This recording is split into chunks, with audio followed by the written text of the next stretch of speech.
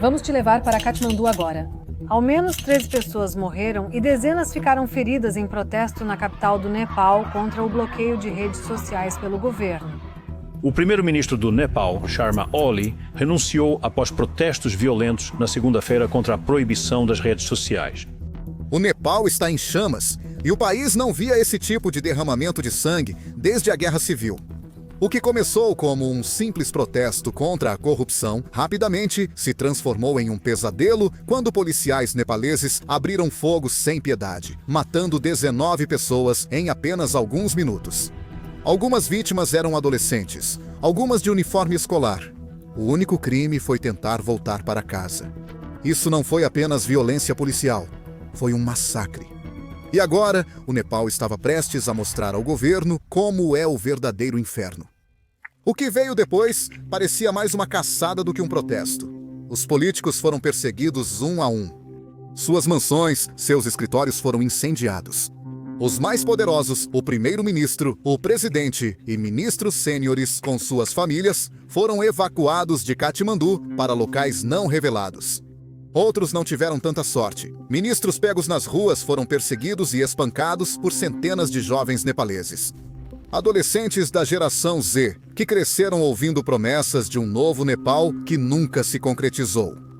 Então, o que diabos está acontecendo? Por que os jovens do Nepal, adolescentes, estudantes universitários, estão arriscando suas vidas e incendiando suas cidades? Tudo isso é realmente porque o governo proibiu as redes sociais por uma semana. Ou será que há algo mais profundo acontecendo, que a grande mídia não revela? Ninguém incendeia o parlamento só porque não pôde usar o Instagram. As proibições das redes sociais foram só o estopim. Sim, mas o barril de pólvora está sendo enchido há anos. E essa explosão é sobre muito mais do que aplicativos. É sobre corrupção, nepotismo e toda uma geração que sente que seu futuro foi roubado. A política do Nepal sempre foi corrompida desde o início. Desta vez, não foram os políticos que levaram as pessoas ao limite, mas sim seus filhos, a elite jovem. Exibindo carros de luxo nas redes, ostentando em festas e postando fotos da Europa e Dubai, mostrando riqueza inalcançável para qualquer nepalês comum. Aquela ostentação foi como um tapa na cara. Enquanto famílias mal conseguiam 2 refeições diárias, pais vendiam terras ou se endividavam para enviar um filho ao exterior. Eles eram obrigados a ver seus impostos financiarem o estilo de vida luxuoso de outra pessoa. Para realmente entender o problema do Nepal, você primeiro precisa conhecer um pouco da sua história. O Nepal foi uma monarquia hindu por mais de 2 séculos, governada pela dinastia Shah. Desde o século XVIII, os reis eram tratados como guardiões semidivinos da nação. No final do século XX, essa era havia desmoronado. Em 1990, após uma revolta, o Nepal virou monarquia constitucional com democracia multipartidária, mas o rei ainda mantinha controle nos bastidores. Esse compromisso nunca deu certo, com governos instáveis e corrupção crescente. E em 1996, os maoístas iniciaram sua insurgência. O Nepal viveu 10 anos de guerra civil entre maoístas e o Estado apoiado pela monarquia. Mais de 17 mil pessoas foram mortas, regiões inteiras foram desestabilizadas e o país ficou exausto. O Acordo de Paz de 2006 encerrou a guerra. 2 anos depois, muitos viram um novo começo. Em abril de 2008, o Nepal elegeu uma Assembleia Constituinte para redigir nova Constituição. Os maoístas surpreenderam a todos ao conquistar a maior parte das cadeiras. Na primeira reunião, em 28 de maio, a Assembleia votou por 560 a 4 para abolir a monarquia de 240 anos. O rei Ganandhara recebeu ordem de deixar o palácio em 15 dias, e o Nepal tornou-se uma república democrática federal. Infelizmente, essa democracia acabou sendo tão inútil quanto a anterior. Nos últimos 15 anos, o Nepal passou por 14 governos sim.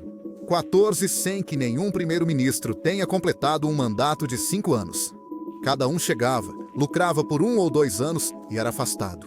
Ano após ano, promessas eram feitas. E ano após ano, essas mesmas promessas eram quebradas. A geração Z, que hoje luta e morre nas ruas, nunca conheceu um governo estável. Eles sempre viram uma pobreza que parece impossível de escapar. Nos últimos 30 anos, o desemprego entre os jovens ficou em média perto de 20%. Mesmo quem consegue emprego recebe salários muito baixos. Mal dá para alimentar a família com 2 refeições diárias, quanto mais pagar por educação, saúde ou moradia segura. O mesmo ocorre com a pobreza. Quase 1 em cada 5 nepaleses ainda vive abaixo da linha da pobreza. Com menos de $2 por dia, cerca de 15 milhões de pessoas, quase metade da população, não tem acesso seguro a alimentos nutritivos. O Nepal está entre os países com maior desnutrição crônica no sul da Ásia. Mais de 1/3 das crianças nepalesas menores de 5 anos têm atraso no crescimento devido à nutrição inadequada nos primeiros anos. Cerca de 80% das famílias nepalesas ainda cozinham em fogueiras, inalando fumaça. Isso leva a doenças respiratórias graves, uma das maiores causas de morte no país.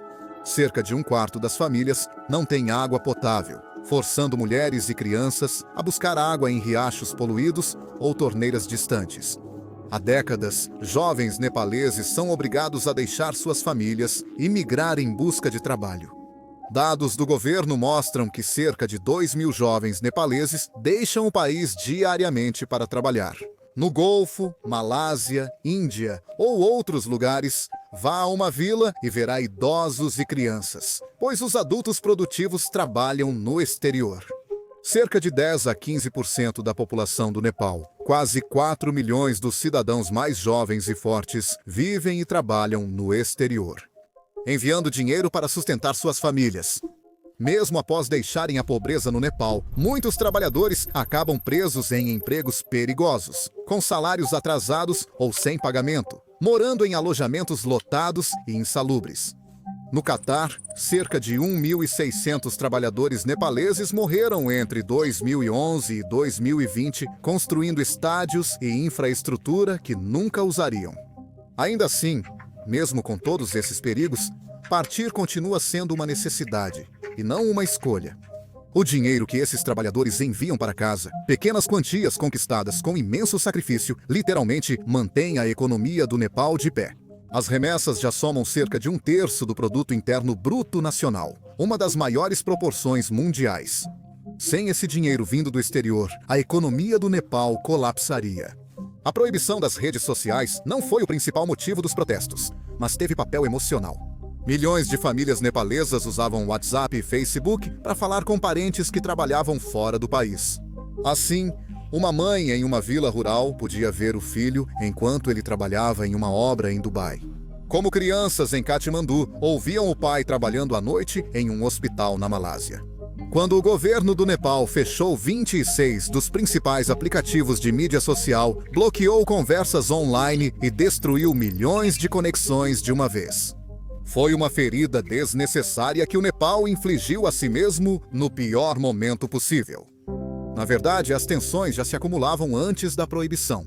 Semanas antes, a narrativa Nepo Kids viralizou nas redes sociais do Nepal. Nepo Baby costuma designar filhos de estrelas de Hollywood que recebem tudo facilmente. Era só a versão nepalesa disso. Esse foi o primeiro grande estopim para a geração Z, pois ninguém fica calado sendo pobre, desempregado e sem futuro. Eles veem jovens da mesma idade desfilando em carros de luxo em Londres ou Dubai, festejando e gastando milhares, como se tivessem sido trocados. Não eram jovens com empregos ou negócios. Não havia nenhuma maneira legítima de justificar o estilo de vida extravagante deles. A explicação era que o dinheiro público ia discretamente para eles via cargos dos pais. Pegue Srinkala Kathiawada como exemplo. Em 2008, ela foi coroada Miss Nepal e depois representou o país no Miss Mundo. Na época, a mídia construiu uma narrativa sobre Srinkala, mostrando-a como uma garota de cidade pequena, vinda de origens humildes. Motivada, determinada e trabalhadora, o exemplo de mérito e perseverança. Os artigos a descreviam como uma garota comum, próxima de todos, que alcançou o sucesso pelo esforço, sendo exemplo para outras nepalesas. Mas o que essas histórias elogiosas convenientemente deixaram de fora foi o histórico familiar de Srinkala. O pai de Srinkala é Bharut Kathiawada, um político sênior que foi deputado por anos e até serviu como ministro da Saúde e População do Nepal. Sua mãe, Munu Zigdel Kathiawada, também é ativa politicamente, com cargos no CPN, Partido Comunista do Nepal, Marxista-Leninista Unificado, e no parlamento de Bagmati. Agora, isso não significa que Srinkala não tenha se esforçado ou que suas conquistas não sejam reais. Ela é arquiteta formada, estudou em Harvard e teve destaque global. Não dá para negar que portas se abrem mais fácil para quem cresce em família política, com dinheiro e influência. Talvez o exemplo mais infame tenha sido Saugata Thapa, filho do político Bindu Kumar Thapa.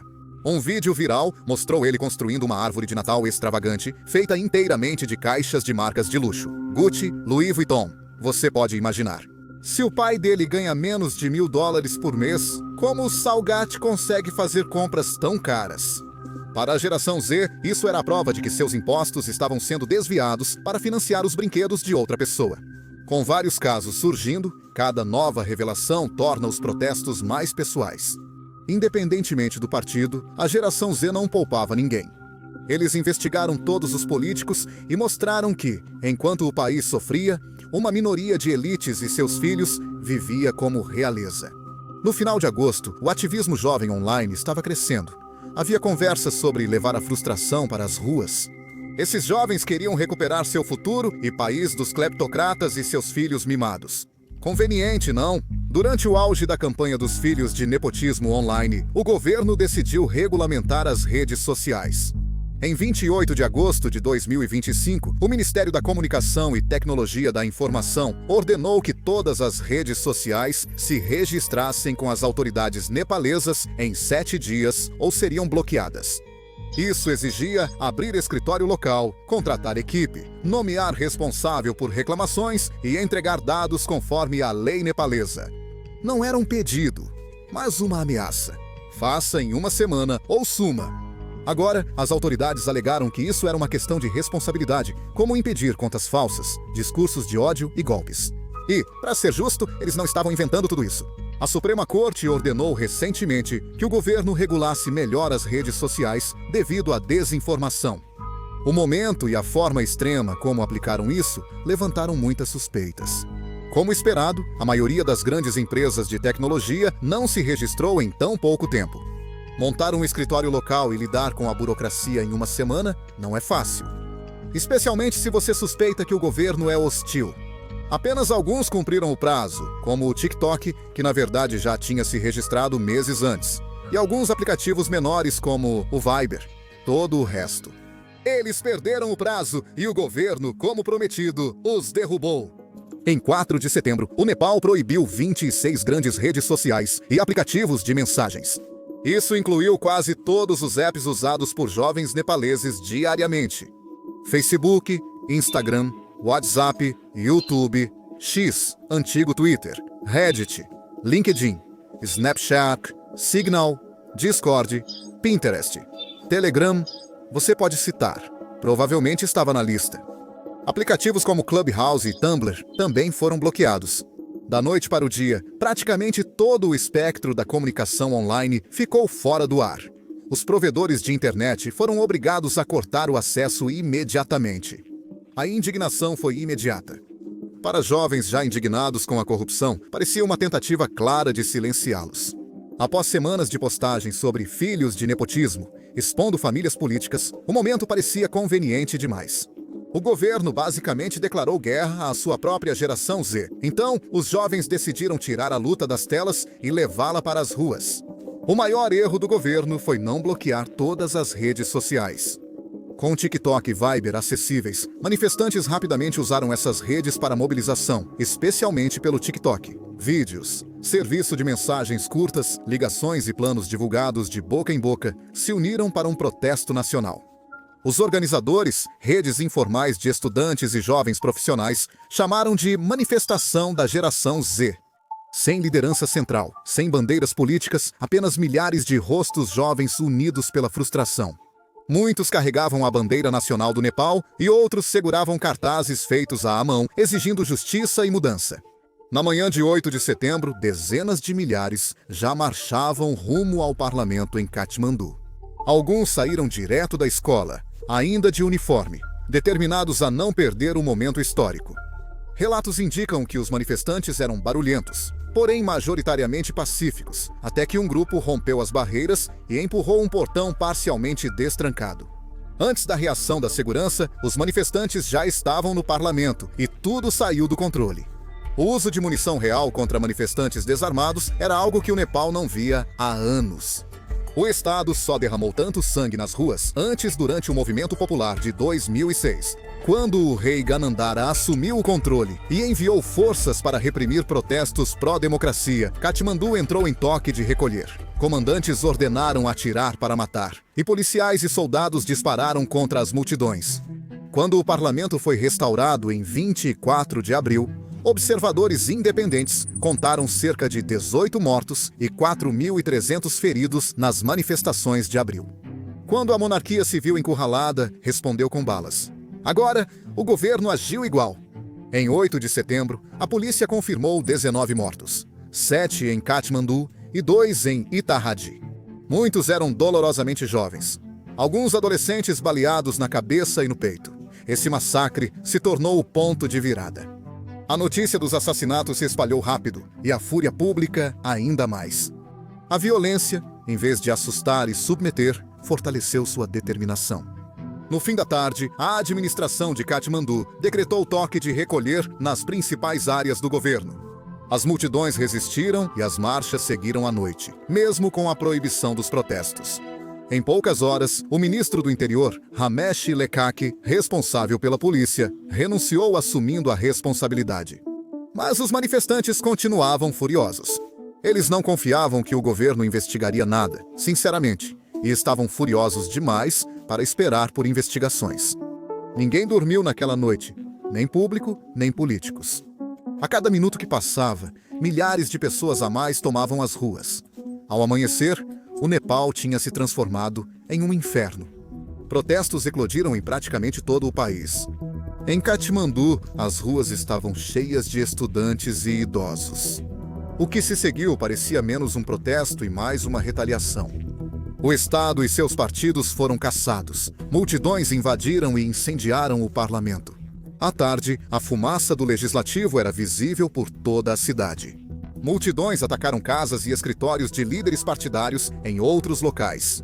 A casa de Prithvi Subha Garang, ministro que autorizou a proibição das redes sociais, foi incendiada. A residência do vice-primeiro-ministro Bishnu Pardel foi atacada. O Congresso Nepali teve sua sede incendiada e manifestantes invadiram a casa do ex-primeiro-ministro Sher Bahadur. Para eles, ele era igual à elite governante. Sua esposa era ministra das Relações Exteriores na época, e juntos eles eram vistos como um casal poderoso e corrupto. Depois, apareceram vídeos dos dois sendo atacados em casa. Sher Bahadur manchou a camisa de sangue enquanto ambos aguardavam resgate de helicóptero em um campo. Nem os burocratas foram poupados. A casa do governador do Banco Central foi destruída. A elite governante era pressionada pela multidão a sair. Fujam, gritavam, enquanto os ministros realmente fugiam. Falando em fugir. Em um vídeo que viralizou, um helicóptero do exército foi visto pairando sobre uma casa, onde alguns ministros e suas famílias estavam presos. O helicóptero não conseguiu pousar por causa da multidão, então lançou uma corda com uma alça. E lá, diante das câmeras, você vê 2 ou 3 pessoas penduradas em uma única corda sob o helicóptero, enquanto ele voa para longe. O medo em seus rostos era real. Quem não alcançou os helicópteros não teve misericórdia. Ministros foram retirados à força das ruas, espancados e humilhados por multidões furiosas. Ao fim de 9 de setembro, a autoridade do governo colapsou. O Ministério das Comunicações anunciou a suspensão da proibição das redes sociais, mas já era tarde. A juventude havia experimentado sangue, literal e figuradamente, e queria mais do que só o Facebook de volta. O mais marcante e perigoso era que esse movimento não tinha líder. Era espontâneo, sem liderança e impossível de controlar. Isso tornava mais difícil de parar, mas também mais arriscado. Sem demandas claras ou estrutura, pode perder força ou ser tomado por oportunistas com outras agendas. Mesmo assim, era inegável. O general Z provou seu ponto. Eles podiam abalar o país profundamente. A pergunta agora era: o que vem depois? Quando o roteiro foi escrito, o presidente, o chefe do exército e representantes da juventude negociavam a formação de um governo interino. O principal nome era Susila Karaki, ex-chefe de justiça conhecida pela independência e combate à corrupção. Líderes dos protestos sugeriram Susila Karaki para chefiar um governo interino, e relatos indicam que ela aceitou em princípio. O prefeito de Katmandu, Balin Shah, foi cogitado, mas desistiu para apoiar Susila Karaki. Quem quer que assuma o próximo passo, é certo que a geração jovem do Nepal perdeu o medo. Eles viram seu poder e o preço disso. 19 mortos, centenas de feridos, colegas e amigos viraram mártires. Essa memória os motivará por décadas. O que a geração Z do Nepal fez em uma semana já entrou para a história.